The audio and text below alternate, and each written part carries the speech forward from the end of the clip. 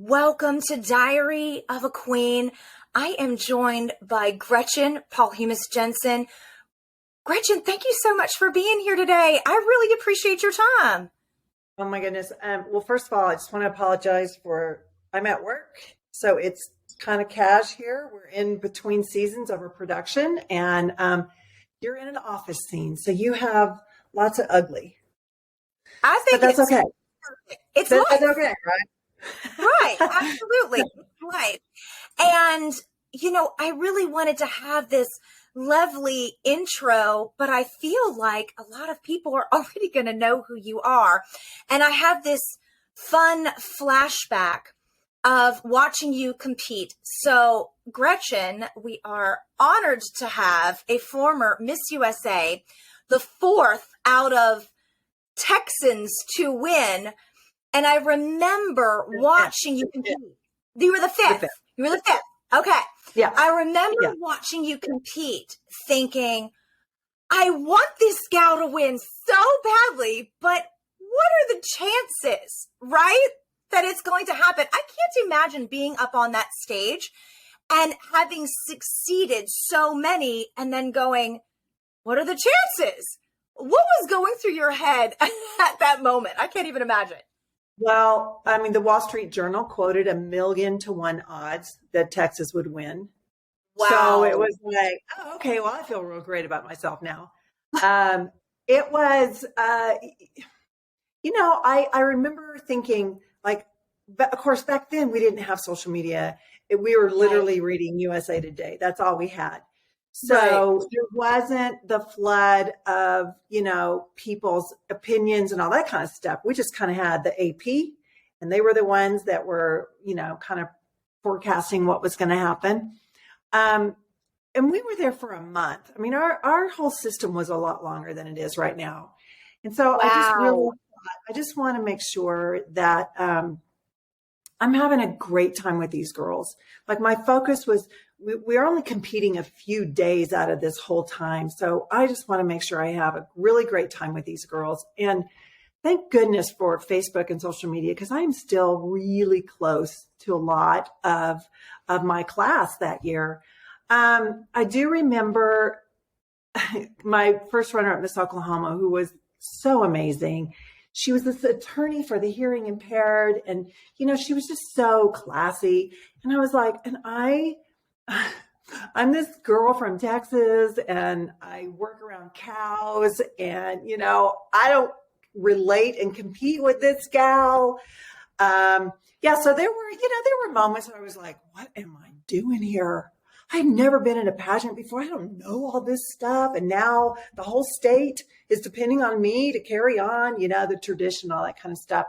I think the older I get, Danielle, I think, I realize now, like, what an honor it is to represent your state. I don't care what state you're from. It really is such an honor to know that if you think back on every appearance that you made, whether it was from a small town, ribbon cutting ceremony to something at the Chamber of Commerce, you literally are representing all of those people and the community of wherever that is. And that, that to me just kind of choked me up. I remember on stage, like, Texas is a big state. There's a lot of people that I represent, and there's a lot of pride that comes from that state. And now I'm coming in at number 5, I hope. Wow, this is getting real. But you know how it is when you compete. It's just like everything is going so fast that you're not digesting a lot of it. You're like, next mode. Okay, did swimsuit. Okay, next mode is interview. You just kind of go that way. But I do remember when it was all over with, I was just like, oh my gosh, we did it again. Well, now I look back and I'm thinking that was a freak of nature that one state won 5 times in a row. Right. And I'm very blessed to be a part of that whole chain of fabulous women. And certainly I always tell people, a different night, you would have had a different winner. It's an opinion by your set of judges, different night, different winner. Certainly doesn't mean I was the best. It just was the opinion of those people. So I don't take that for granted. With this title, it's put a path of my career. It laid it out for me. And, even at 112 years old that I am now, I'm still able to make a living off of that title. And, two things that you touched on, and I've talked to several title holders. I think the presumption is because it's Diary of a Queen, I'm going to be talking to people that it's all about pageantry. And it isn't. But the connections that I've made through pageantry, I've competed myself. I'm competing again in May for a Mrs. title. It just is, it's so humbling, the people that you meet, the connections that you have.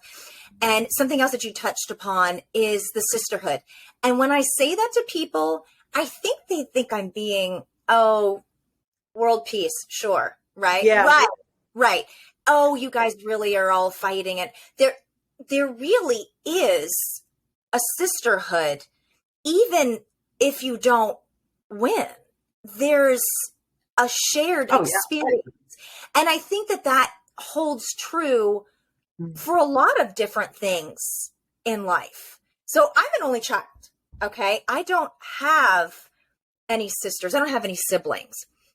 And for me to be a part of pageantry or to be a part of a sorority or whatever, you gain these friendships because you have shared experiences, and they're very real and they are very lifelong in some instances. And I think people don't really understand what that type of connection is, because there's nobody else that's going to understand what you went through as Miss USA.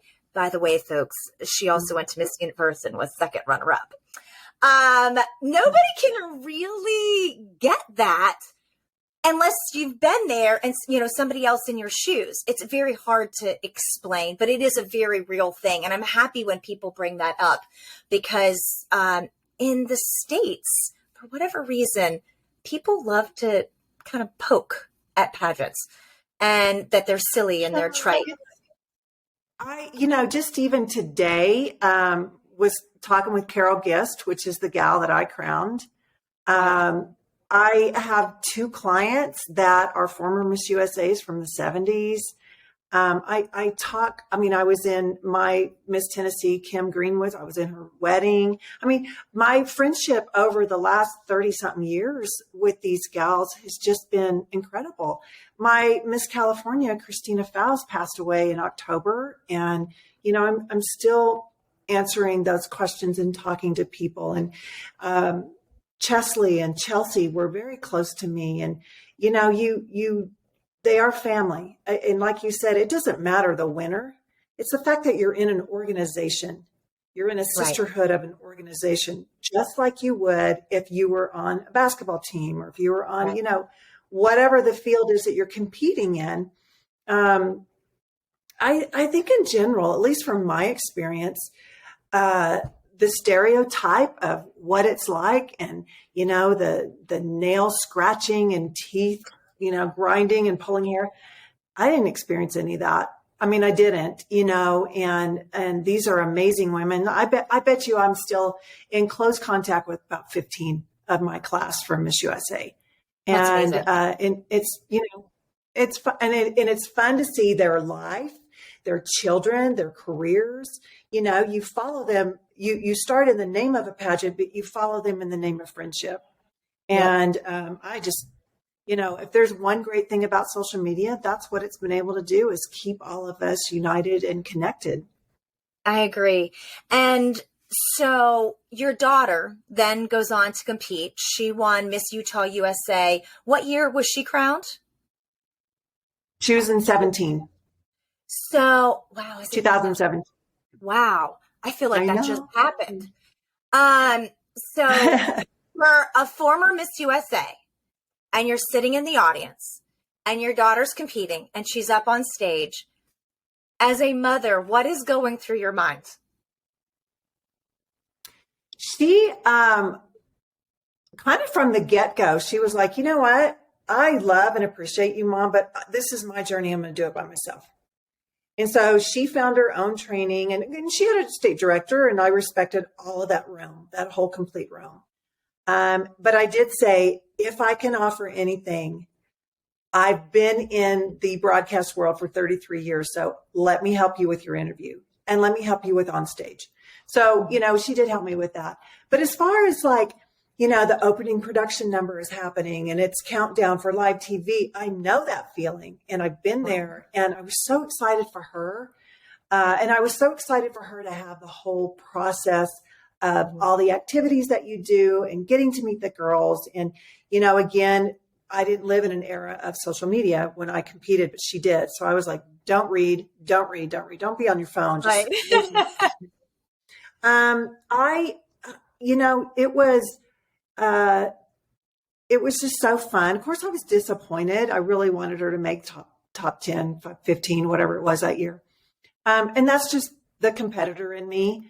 But I didn't need her to win. I didn't need to be proud of anything that she's done. She's my kid, and that's enough for me. So it was more enjoyable for me to be able to say, like, that's my daughter. Like, I don't care that whatever state she's from. I don't even care, because I had another daughter there too. And I was like, and that's my daughter. And those are my 3 sons too. So just, she didn't come from that background. I don't know that child ever watched one of my videos. I mean, my kids just didn't grow up seeing that part of me. So literally when we went to Vegas, and here are my 3 sons and my other daughter, and sweet fans were like, oh my gosh, Gretchen, can we have a picture with you? And my kids were like, why? Why do you want a picture with my mom? Ew, that's so weird. But they'd never been around that. They'd never watched that and never seen that. And so that was kind of like, okay, you're kind of creepy, Mom. What? Why are all these people being nice to you? And you're just my mom, kind of a thing. It was a good experience for my whole family. And, I think it was a little hard on Bailey because I think she felt like she had all these expectations from people, even though I didn't get a sense of that. The press wasn't super crazy. We did a story in Cosmo, but they weren't super crazy. Like, she has to win. I was like, I know my daughter's beautiful and I adore her and I love everything about her. And hey, it's an opinion. And if they don't have the same opinion that I do, that's okay. I'm her mom. I can feel the way I do. So, it was fun she wore a lot of the same stuff. No, that's not true. She wore a lot of things from my wardrobe. She wore a lot of jewelry that was my grandmother's for like, costume events, not costume, like cocktail party kind of a thing. So it was fun to be able to like pass that on. She wore a ring of mine that I competed in, and she wore it the night that she competed. There were just little moments that we shared together that was fun, but she is a rock star in her realm of her career right now. I mean, she's the owner of 3 homes and she's an executive. I mean, she's just like, which, I love the fact, like, please don't ever think you need a pageant title to be successful. You don't. Right. It can help in some ways it doesn't. But, like in her case, go for it. Do whatever you need to do. And so she's doing great. So thanks for asking. Yeah, I just think that, what an incredible shared feeling, knowing what she's going through and all of the emotions that you must have been going through as well. So I just think that that's so incredible to be able to go through something like that. And it's an amazing segue. So we try to touch on all the aspects of your life because there's more to Gretchen than being Miss USA. You are a mother of 5 children. So about 60 seconds before I got on this podcast, I have one kid asking me for this. Somebody's asking me for that. And I only have 3. And my first thought, because I love to kind of imagine what the guests on the show go through with their story and the little bit that I know, because again, this is always unrehearsed. But the first thought was, I have 3 children and she has 5. And I can barely make it to get onto this podcast. I don't know if there is a secret piece of advice or what there is that you can share, but being the mom of 5, it's tough.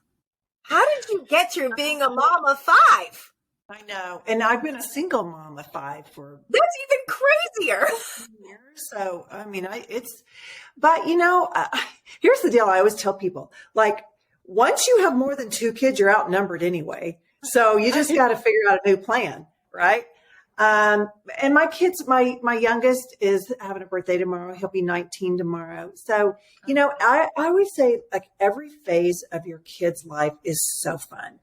It's just so fun. When they're young and you can still train them, right? There's that fun. And then they find their talents. They find whether it's sports or music or dance or art or whatever it is. Then you nurture them and you help them, and that's fun. And then you watch them excel in high school, and that's fun. And so my kids are at a stage now that they're figuring life out.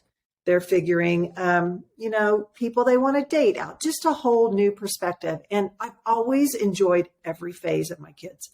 I was diagnosed with cancer a year ago and went through, all of that. And I didn't have anybody but my kids.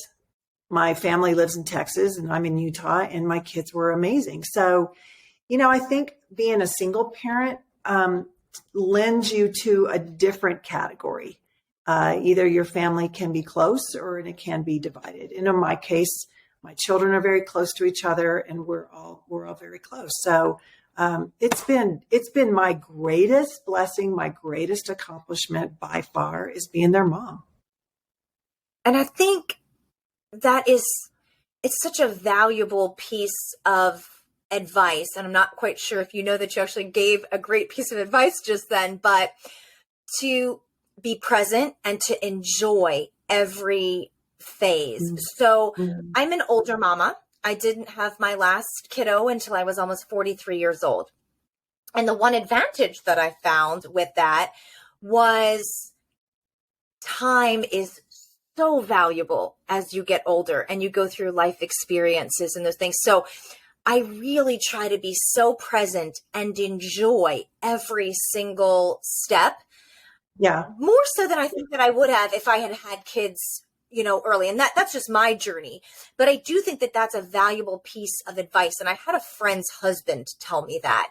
Really sink into the decades of their lives, because it does kind of go in decades, and every single one of them comes with their own challenges, and every single one of them comes with these amazing rewards. And sometimes they'll run away from you, and sometimes they'll come back. And, there's all of these wonderful things that go on through the decades of their life, and being present and enjoying that, I think, is a huge piece of advice, because it's hard in the moment, right? What's the saying? The days are long, but the years are short. It's so hard to do that sometimes in the moment. So true.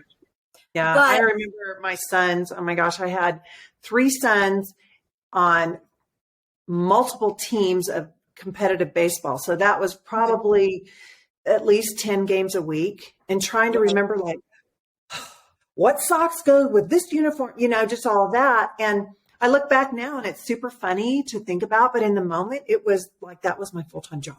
Like laundry and after school snacks was my full-time job, because that occupied so much of after school activities and all that they were doing. And I think, whether you're a single parent or acting together as a parent, there's a huge choreography that happens in having success with helping to manage your children and, all of that kind of stuff. But it's fun. You got to make it fun, and you have to let your children know that you enjoy them and you enjoy what they're doing, and they are priority. They're your most important investment. And I've had a really great ride with mine. I've had a really good time. It's a beautiful dance. And I'm so happy when I hear parents talk about that. It's easy to talk about the things that are difficult, and I think they're necessary to talk about, but I think it's more rare when people talk about the beautiful chaos that can ensue being the parent of even just one child. It's tough no matter what you do. You talked briefly for a second, and I do want to dive into your cancer journey, because it was so profound for me to watch because you were so raw and so real during your journey. And I know when you're on the other side, sometimes we do things because it's healing for ourselves. Putting it out there in the world helps us heal. And sometimes that's why people do the things that they do. Sometimes they put it out there in the world because they think that maybe they can help somebody else. But it's not always, once you've put it out there, that you know how it's affected. I want you to know that your cancer journey, without knowing you, this is our first time ever speaking in our lives, was profoundly impactful to me. I remember when you had started through your cancer journey, and it was riveting to me to watch you go through the emotions which with such grace and such positivity. To watch, I could feel the love from your family, your children, when you would go and you were going through treatments and your kids were there, and watching all of that beautiful chaos, that beautiful dance was a true blessing. And I really want to thank you for putting that out there. It has been, if it's impactful for me, and cancer has touched everyone. My mother had breast cancer in 2015. She is thankfully 100% cured. And after she went through a double mastectomy and all the stuff that goes on along with that, cancer's touched so many of us, but it's not always that you realize how impactful your story is. So I wanted to say thank you for putting it out there, because if it's impactful for me, and I don't even know you before today, then there's so many people that you have touched. And it's a hard thing to do, to put your story out there. What made you want to be so candid? First of all, thank you. I actually didn't come out with my story until I was done with my treatments. Mm-hmm. When I was diagnosed I was actually at Miss USA a year ago, November, and I started to bleed. And I was like, oh my gosh, am I having a period? I'm 56 years old. What is going on? But I had a well check in December, and I was like, yeah, I'll just talk to her about that then.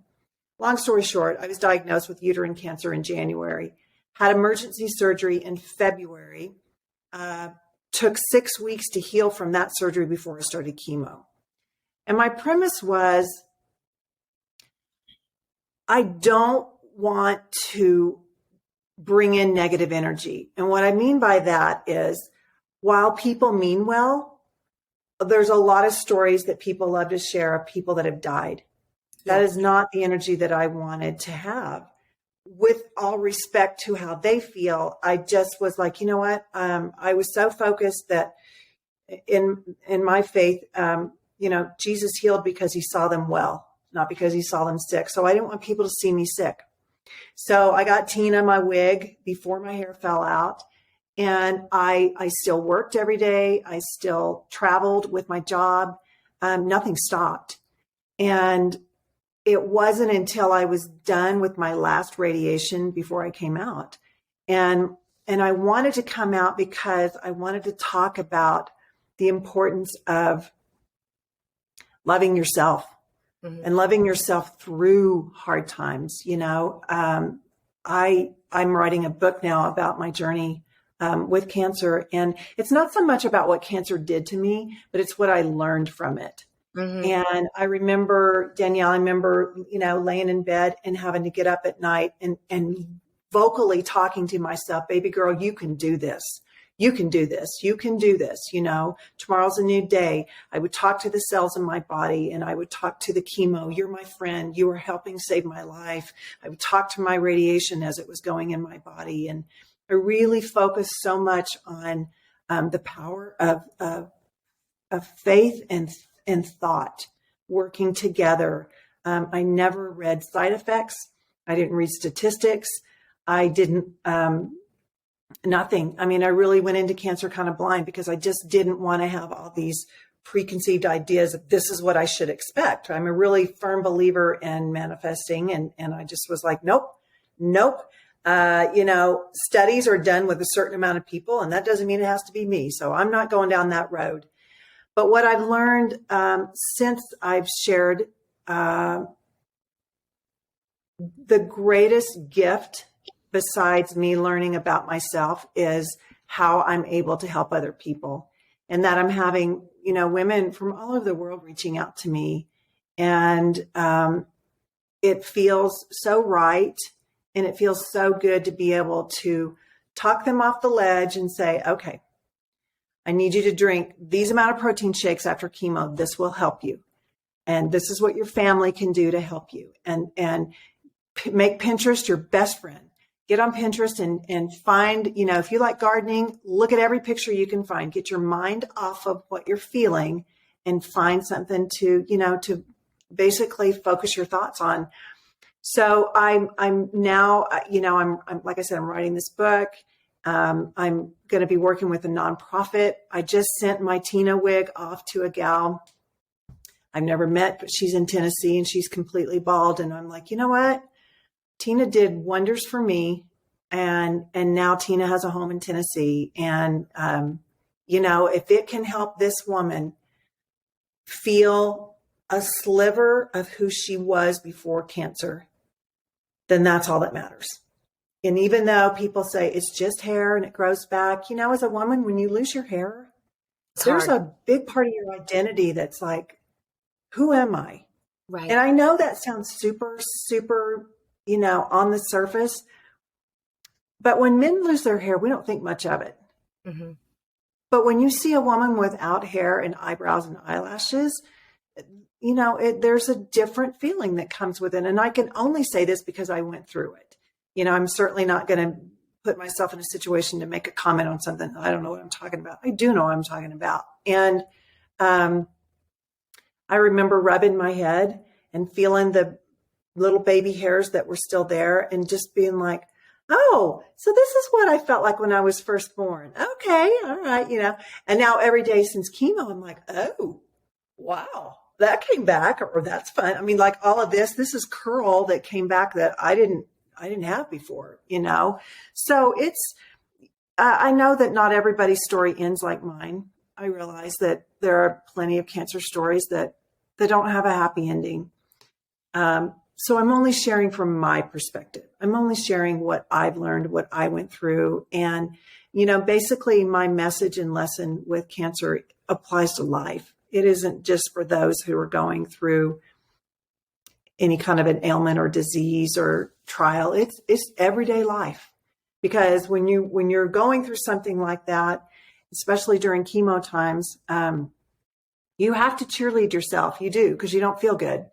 Or, you have to cheerlead yourself when you wake up in the morning and you go to scratch your head and you're like, oh my gosh, I'm so sorry. And your hand's full of hair. So, no one's going to make you feel better but yourself. Mm-hmm.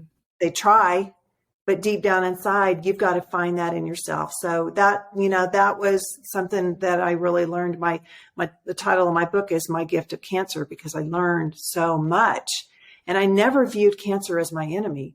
I never tagged anything as cancer sucks, or, I hate cancer, or my cancer battle, or my cancer struggle. I never wanted that negative energy. To me, it was like, okay, cancer's in me, therefore it's a part of me. So I can't hate it because I'm feeling an energy that's against what I want. So it was like, hey, good cells, you just go ahead and take over and we'll just kind of shove those other ones out. We'll just get them all going in a different direction out of my body. And that's how I always looked at it. And it was a journey that 2022 was a good year for me. It was a really good year for me. And I grew a different love and respect for my children because they all digested it in a different way. They all handled it differently and supported me and brought our family really close, as you can imagine that it would. So I was actually more concerned about how they would take the news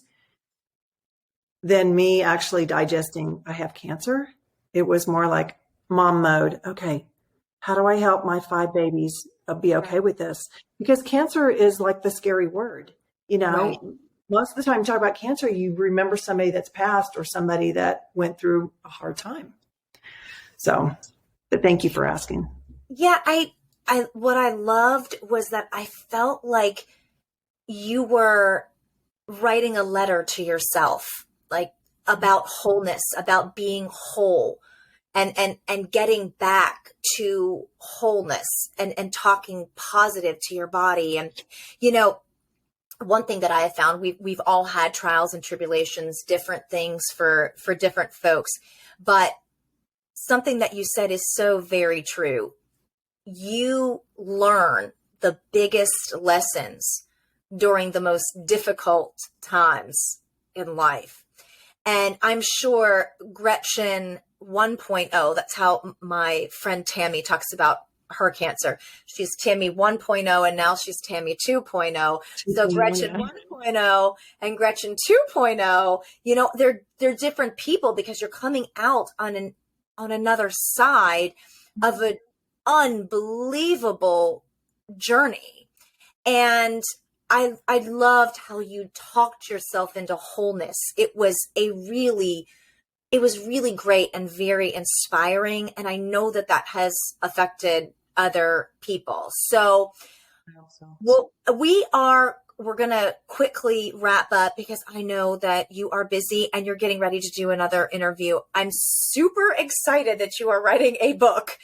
I will be thrilled to read it. So you'll have to keep me in the loop so that I can know when that comes out and we can share that with everybody, because I believe that the light that you are shining is going to continue on through a book. And I would greatly appreciate that for myself. And I would appreciate that for other folks as well. I always like at the end of a podcast, because there's such a variety of people that watch this.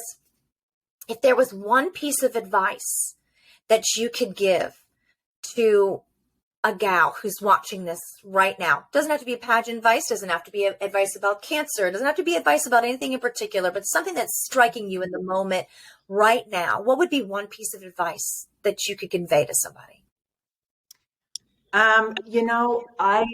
It's funny you say whole and healthy. That was like seriously my battle cheer. You know, I always laugh. If I ever got a tattoo, I'd probably get whole and healthy put on it somewhere, because it means so many different things. You know, whole and healthy could be spiritually healthy, could be emotionally healthy, could be physically, could be socially, could be so many different things. I think the biggest thing, and this stems back from, speaking for years, even on the pageant circuit, is, when it comes right down to it, what is your motive? What is your motive in what you're doing? Is it to get the applause from somebody else? Is it to get the likes on your social media? Or is it really about how you feel? And so what I tell my kids, and really how I live life every day, is what feels the best?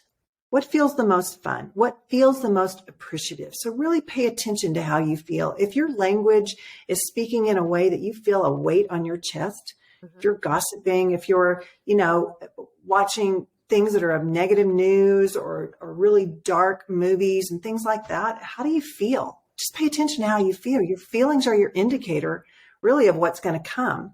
So if you focus on things that you enjoy, if you focus on the things that are good, you bring more good to you.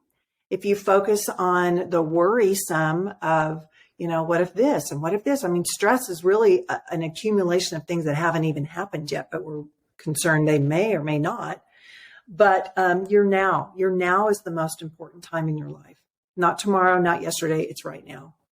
So I'm sure that was about 10. I didn't give you one. That's good. But I snuck them all in there, right? And I think being present is a wonderful, and it's very difficult as a professional, as a woman, as a mother, to remain present. I actually have a bracelet that has the word present on it because I forget. And I know that joy comes from being in the moment. It's not from focusing on what has happened, and it's not from focusing on what needs to be done. It's from being in the present, especially, we talked about that beautiful chaos with children and being present. So Gretchen, thank you so much for being here. I'm truly very honored that you took the time to be on the podcast. I wish you the best of luck.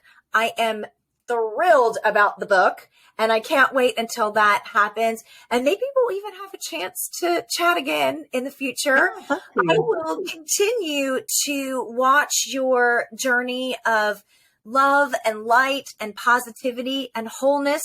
And I wish you great health and happiness as this year progresses for you and your beautiful family.